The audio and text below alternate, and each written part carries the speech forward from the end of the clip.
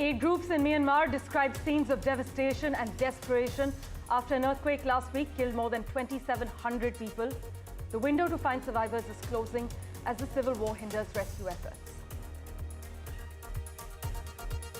The US has imposed sanctions on entities and individuals in Iran, the United Arab Emirates, and China, whom it accused of being part of an Iranian weapons procurement network, as Donald Trump seeks to ramp up pressure on Tehran.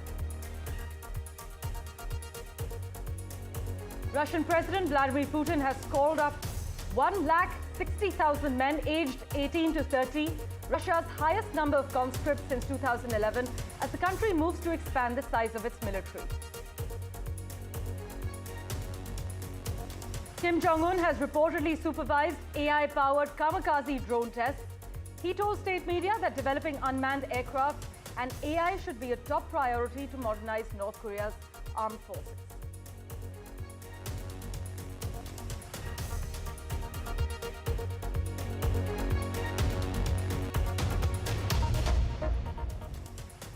Well, our big focus as the world braces for US President Donald Trump's Liberation Day tariff plan, India is working on different scenarios to counter the possible fallout of reciprocal tariffs on its key trading partners. As we speak, it's still unclear about the quantum of tariffs and how they will be imposed, whether at the product level, the sector level, or the country level. But in terms of the high import duties on American goods, well, according to the US Trade Representative's National Trade Estimate Report 2025, India maintains high import duties on a wide range of American goods. This is across agricultural items, drug formulations, and alcoholic beverages, besides imposing non-tariff barriers. Presently, US goods face a weighted average tariff of about 7.7% in India, while Indian exports to the US attract only 2.8%, leading to a 4.9% difference. But the Indian exports to the US are spread across 30 sectors, with 6 in agriculture and 24 in industry, and each sector faces different tariff impacts. The White House has also listed India among nations which are being unfair and damaging US exporters with high charges. My colleague Vishnu Shom takes us through what to expect through Trump's new plans. For months on end, the words reciprocal tariffs have dominated the headlines, and tomorrow, the US President Donald Trump is expected to announce a series of steps against all countries, including India, over what Washington considers unfair trade practices. In fact, the US calls it its Liberation Day. But beyond the rhetoric, what exactly are tariffs all about, and how will this impact India? Let me try and explain in simple terms. For starters, what are tariffs? What is a tariff? In its simplest form, a tariff is a tax on goods coming into or leaving a country. Now, tariffs are often imposed to protect domestic industry from foreign competition. So what exactly are America's concerns on Indian tariffs? America says we have high tariffs. Well, the US has concerns over India's high import tariffs, such as 150% on alcoholic beverages, 100% on coffee, raisins, and walnuts, 60% on automobiles.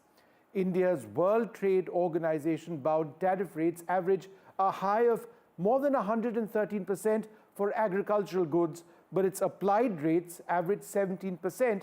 This allows sudden increases up to that higher limit of 113% without violating rules.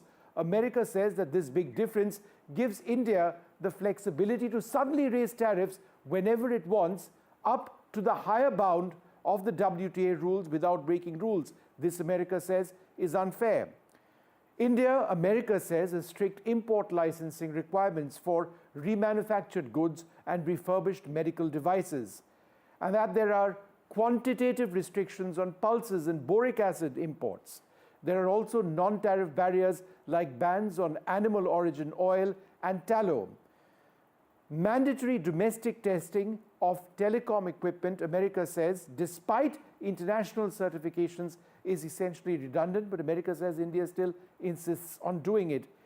India, America says, has restrictive dairy import rules requiring certifications on animal feed content. Now, that's what America says. So how does India respond to this? And should India accept everything that the United States is demanding? Now, GTRI has come out with an analysis of what they think India needs to be worried about. So I'm referring extensively to their study here. Point number one, while the US pressures India to amend trade policies for American interests, India must evaluate each demand based on our own national priorities, development goals, and cultural values. The proposed US changes in agriculture, digital governance, and public health could jeopardize India's small farmers. It could jeopardize our food safety, our social norms, also our digital security. India remains open to reform and global cooperation, provided that it is fair, it is reciprocal, and respects sovereignty as a key concept. There is a true partnership between the US and India, but that cannot rest on one-sided demands. India will not sacrifice our policy space, our economic security, or public welfare to appease foreign interests, and that any reforms India does undertake must prioritize the well-being of our people over the profits of foreign corporations. In other crucial news, Russian President Vladimir Putin's close advisor, Kirill Dmitriev, is expected to visit Washington this week for talks on Ukraine with President Trump's envoy, Steve Witkoff, as per reports. By the way, he'll be the most senior Russian visitor to Washington since the 2022 invasion, and I'll tell you why this is a big deal. Trump said on Saturday that he was pissed off at Putin for his recent comments on Ukraine and warned of economic penalties if Russia blocks his ceasefire push. The visit from Mr. Dmitriev is a chance to break the stalemate in negotiations. He is the head of Russia's Sovereign Wealth Fund and a senior member of Putin's negotiating team in the indirect ceasefire talks with Ukraine, which the Trump administration is currently mediating. And by the way, Putin begins his biggest Russian military call-up in years.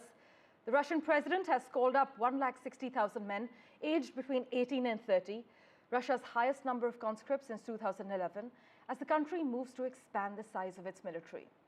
The current draft, which takes place between April and July, comes despite US attempts to forge a ceasefire in the war, and there was no let-up in the violence on Tuesday as well, with Ukraine saying that a Russian attack on a power facility in the southern city of Kherson had left more than 45,000 people without any electricity.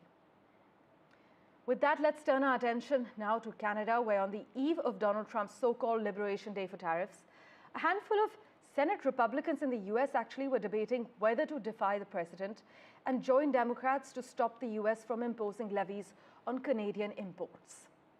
The targeting of America's neighbor and closest historic ally has been a bridge too far for many in the Grand Old Party. But to find out what's happening in Canada, though, let's go ahead right across to Vancouver, where my colleague Maha Siddiqui joins us live from. Maha, take us through the latest developments and all that we need to know. Well, this certainly is a big election issue here. As we already know, Parmeshwar, the trade war with the US is overshadowing all other domestic issues here in Canada. And Canada is already prepared to hit back at the US after the tariffs are announced by US President Donald Trump. And these are what Donald Trump says, equal reciprocal tariffs. So basically, they'll be mutual tariffs if a country, say, for instance, has a tariff of, say, 12%. US says that it will also tariff that country at the same level. So what we are seeing in this case is that there is likely to be a drastic impact of that on Canada. There's already a 25% tariff on aluminum and steel. There's also 25% tariff on auto parts. So the automobile industry has already been hit, as well as steel and aluminum, which is an important source of export for Canada towards the US, has been hit. The US's argument is, and specifically Donald Trump's argument is, that he wants to protect the steel industry, the steel workers in the US, and that is why he's taking these protectionist measures. This is an industrial policy that he wants to push to protect that industry. So all this is now getting very complex because the fallout will be seen not just on Canada, but the US consumers itself. And a lot of people, especially the politicians, both Republicans as well as Democrats, some of the Republicans as well, do feel that this can jeopardize jeopardize the valued relationship between the US and Canada. And that is why what we are seeing is the possibility of some of the Republicans joining ranks with the Democrats to perhaps stop the White House from pushing any further tariffs, especially against Canada. Also, Maha, if you could quickly take us through what the latest polls are saying. Well, the latest polls, as we are seeing the opinion polls coming one after the other, have been suggesting over the last couple of weeks that it's the Liberals who are continuing to lead. This is a remarkable comeback for the Liberal Party, considering that they were lagging behind the Conservatives not too long ago. Less than 2 months ago, that is the end of last year and the beginning of January, we saw before US President Donald Trump took over, the Liberals really struggling. And a change of leadership has switched their fate in a sense that people are now looking favorably upon Mark Carney as a person who could take on US President Donald Trump in this tariff fight, in this trade war, because he's a banker. He's been the governor of Bank of Canada, as well as the governor of Bank of England during the period of Brexit. And here also, we have seen during 2020, during the COVID period, when it was very difficult for people across the world, the manner in which the inflation levels were maintained here, which were predictable, is something that is giving people confidence here in Mark Carney. Of course, the elections are on 28th April, and it's up to the people in Canada to really decide what they're looking at. But the opinion polls are at the moment giving the Liberals clearly an edge, and also the favorable aspect or the reassurance that people feel from Mark Carney. That number is going up as opposed to Pierre Poilievre. As always, Maha, thank you so much for joining us with all the latest developments. Meanwhile, the United States has imposed sanctions on entities and individuals in Iran, the United Arab Emirates and China, whom it accused of being part of an Iranian weapons procurement network, as Donald Trump seeks to ramp up pressure on Tehran. In fact, the Treasury Department announced sanctions on 6 entities and 2 individuals in action taken in coordination with the Justice Department, accusing them of responsibility for procurement of unmanned aerial vehicle components, UAV, on behalf of a leading manufacturer for Iran's drone program. By the way, in staying with updates from the US, I must also inform you that the Trump administration fired staff at the Centers for Disease Control and Prevention and at the Food and Drug Administration as it embarked on its plan to cut 10,000 jobs at the Department of Health and Human Services. Now, these cuts are said to be part of a wide plan by Donald Trump and billionaire ally Elon Musk to shrink staffing levels in federal departments as well as agencies. Health Secretary Robert F. Kennedy Jr. has described the cuts at the CDC and the FDA as essential to streamlining a bloated bureaucracy. However, the cuts, including earlier dismissals, have led to the departures of top scientists at key agencies for public health, cancer research and drug oversight, raising concerns about how the US will safely oversee the health sector and also respond to emergencies. But for further clarity, we have with us at the moment Jake Novak joining us. Jake, thanks so much as always for making time for us. Robert F. Kennedy Jr. has clearly called this a revolution, but many experts are warning that while they are in support of improving the FDA, their efficiency to deliver more affordable medicines, many of these reported cuts appear to do just the opposite, right? Well, a lot of those experts don't have the exact numbers. Nobody has the exact numbers yet from every single name and every single division of the health department where people are being laid off. Now, the Trump administration and its supporters are saying that the bulk of the people being laid off are in administrative positions, human resources. They are not the scientists. They are not the crucial inspectors. They are not the major health officials that really will have any effect on the public health in the United States. But even if some of them are, and clearly some of those people who got laid off will be those people, it could be a very small number, but there will be some. You have to understand that there's a very strong percentage of American voters who feel that the way that the health department in this country handled the COVID outbreak and the COVID lockdowns was so negligent, was so much failed the American people, and also with the way that they forced the vaccine on the entire population, that they are saying good riddance to some of these people and saying that they failed this major test. And you can't understand the reason for these layoffs unless you understand that dissatisfaction with the way that these agencies handled COVID. Rightly or wrongly, the American voters, a lot of them are very angry at these agencies. But Jake, many also warn that these layoffs will actually reduce accessibility and affordability to healthcare. Also, as far as these job cuts are concerned, for example, at the National Personal Protective Technology Lab, won't these cuts give an edge to foreign competitors like China? Well, they might. I mean, one of the things is that so much of what China does when it comes to their research, and this is something India knows about as well, is stolen from other countries. So if the United States cuts back on its research for certain technologies, China will as well, because so much of what they do is copying or taking what America innovates. So I'm not so sure China will get an edge. They will get an edge in how much money they'll spend on it, that's for sure. But more money doesn't always necessarily produce results, even in research. Yes. But again, that is something that we'll have to see. It's just too early to see this, which is why saying everything is going to be okay and also saying everything is going to be a disaster is really premature right now. We have to be very, very suspicious of anyone who says they know exactly what the results of these layoffs are going to be right now. Right. Jake, as always, thank you so much for joining us with the latest. It is too early to say at this stage how exactly these layoffs will play out, but the efforts to push out senior leaders, many warn, who are overseeing the scientific research, the reviews of medicines, of tobacco products, they go further than the effort to streamline the department that agency officials had publicly described earlier. But with that, let's also switch tracks now. In a message marking the 75th anniversary of bilateral relations, Chinese President Xi Jinping stressed on the partnership between India and China for mutual achievement and the need to do the dragon-elephant tango to serve their fundamental interests. Apart from President Xi's message to his counterpart, Ms. Murmu, Chinese Premier Li Qiang and Prime Minister Modi too exchanged congratulatory messages. Later, Indian Foreign Secretary Vikram Misri said there was an opportunity to rebuild the ties. He reiterated a caveat on how the two should go forward, saying peace along border areas is critical. In fact, we have a reaction from the Chinese Foreign Ministry spokesperson on India-China ties on this occasion. Listen in.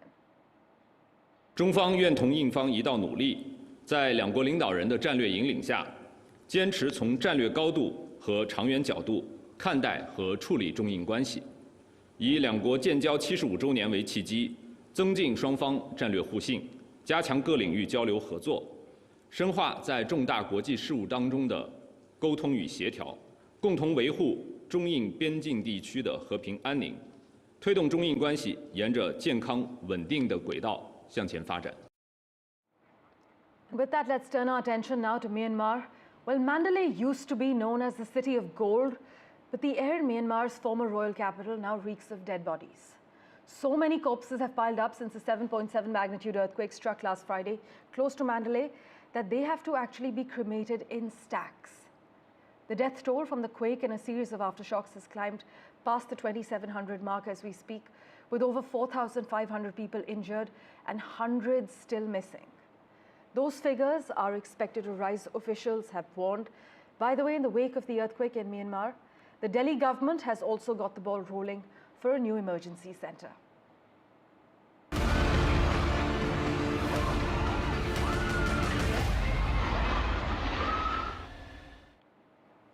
And to neighbouring Thailand now, where an anti-corruption watchdog had flagged irregularities in the construction of a Bangkok skyscraper that collapsed in an earthquake last week. The government had threatened to cancel the project earlier as per reports because of delays. This is what the president of the anti-corruption organization of Thailand has said. The government has announced an investigation into the cause of the collapse of this tower, which was being built by a Chinese company and a long-established Thai construction firm in the middle of Chatuchak in Bangkok. Let's go across to Vishal, who joins us live from Bangkok with the latest developments currently. Vishal, take us through the latest at the moment.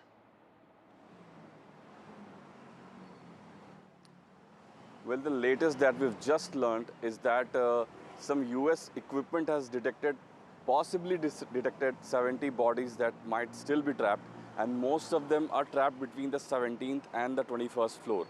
This is yet to be confirmed by the authorities, but this is what it's a buzz on social media, and local media is also saying the same thing. It is yet to be confirmed, as I mentioned earlier.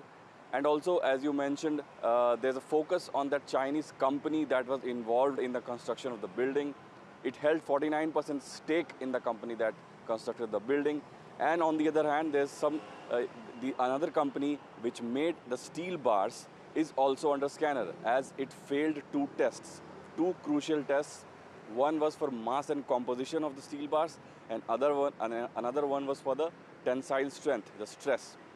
So the 2 to 3 tests that they failed determine that there could be some high-level corruption involved in the matter. Chinese side has said that they will cooperate in the matter, but the company itself, the aforementioned company, has not responded to anyone. Even we tried to reach the company, there's no answer. People have been trying to knock on the doors, they have not opened the doors, literal doors. So it's a very murky affair right now.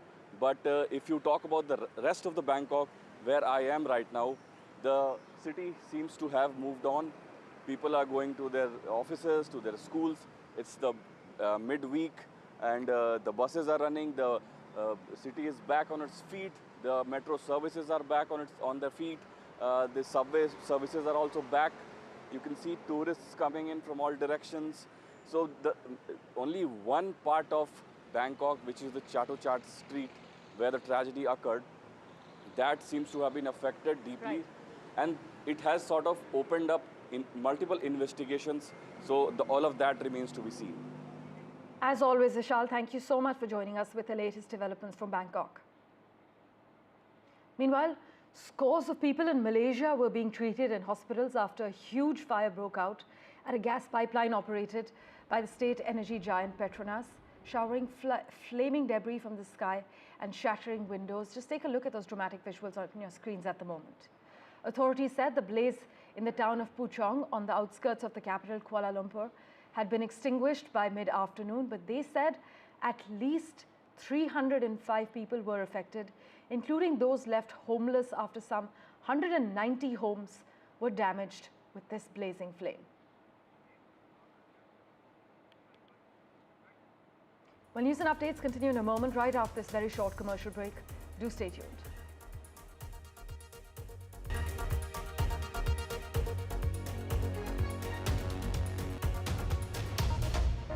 In today's interconnected world, India's voice is more crucial than ever.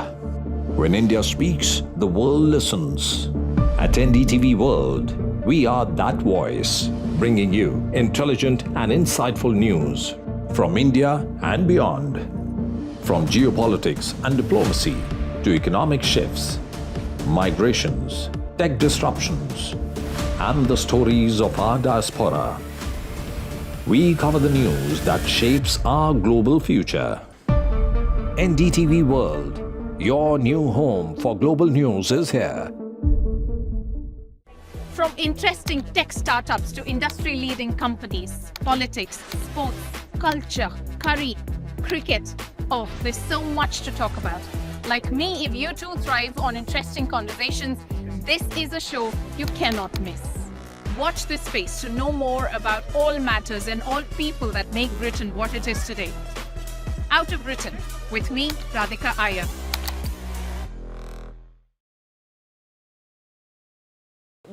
When we spoke the last time you were in India, you did mention that you've actually spent more time in India than American universities. I remember you saying that, and a lot of your thought process has been conditioned by the time you've spent in India. Those formative years, they really shaped you. What, according to you, has been your biggest takeaway from your experiences and learnings during your time in India? Well, I grew up with Indians. From the age of 5, I was surrounded by Indians. This was a boarding school. So morning, noon, and night, we had Indian friends. Our teachers were all Indian. And as such, Indian values would have automatically permeated within me and shaped me. But more precisely, it is in the classroom. We studied Indian history, ancient history, in civilization, medieval India, modern India, the fight to independence. So all of this would have would have shaped me, the person I am, and my worldview. But if you ask me one specific thing that has really had a lasting impression on me, it is the National Cadet Corps, NCC. So I took part in the NCC, and I enjoyed every moment in the NCC. And every year we would look forward to taking part in the Independence Day, 15th August March Past in the Mela ground in town with all the other schools and the NCC cadets of all the other schools. The deep, indelible mark it had left on me is one of nation building.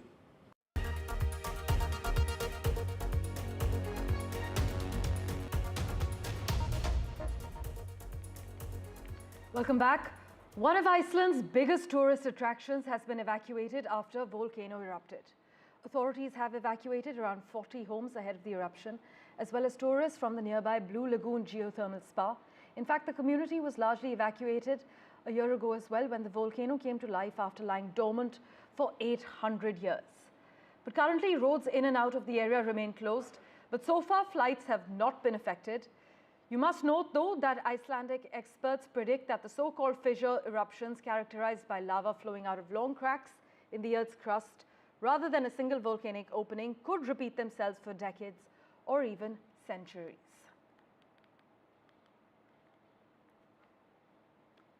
And quick updates from the US now. Wisconsin voters are choosing a new justice for the state's top court in a race that offers an early referendum on Donald Trump's presidency, with abortion rights, labor rights, and election rules all potentially in the balance. This campaign is easily the most expensive judicial contest in US history. More than $90 million has been spent by the candidates, the state parties, and outside groups, including more than $21 million by Trump ally Elon Musk and political groups with ties to him, according to a tally from New York University's Brennan Center.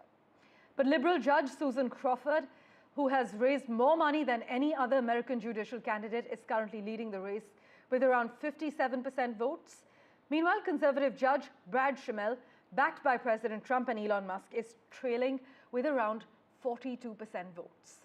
But the winner could become the court's decisive vote in cases regarding abortion, labor unions, and congressional redistricting. So it is an election that will determine whether liberals retain a 4-3 majority or whether conservatives take control of the state's judiciary, apart from gauging if the Trump 2.0 team enjoys the support it did 5 months ago in November. And meanwhile, US federal prosecutors are seeking the death penalty against the man accused of fatally shooting the United Healthcare CEO, Brian Thompson, outside a Manhattan hotel on the 4th of December. This is what the US Attorney General Pam Bondi has said on Tuesday.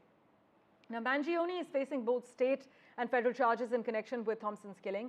He has pleaded not guilty to the state charges and has not entered a plea to the federal ones. But the maximum punishment, you must note, on the state charges is life in prison. And the head of Meta's Artificial Intelligence Research Division said she plans to step down, vacating a high-profile position at a time of intense competition in the development of AI technology, with China also pioneering in this scene. Thank you for investing your time in watching this edition of The World 24/7. As always, we'll keep tracking the latest updates for you. Do stay tuned.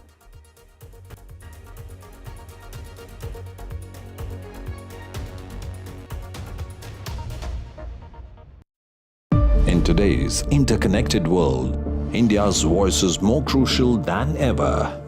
When India speaks, the world listens.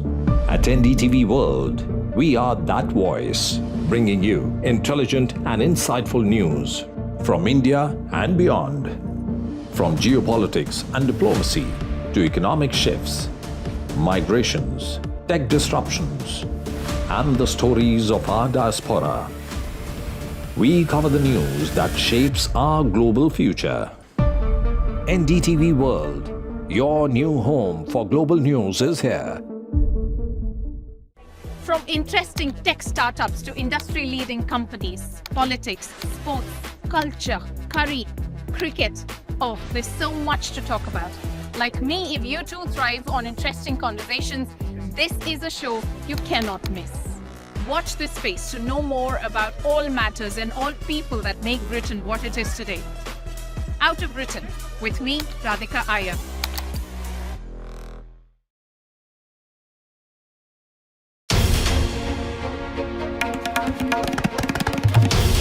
This is NDTV. And you're watching NDTV 24/7.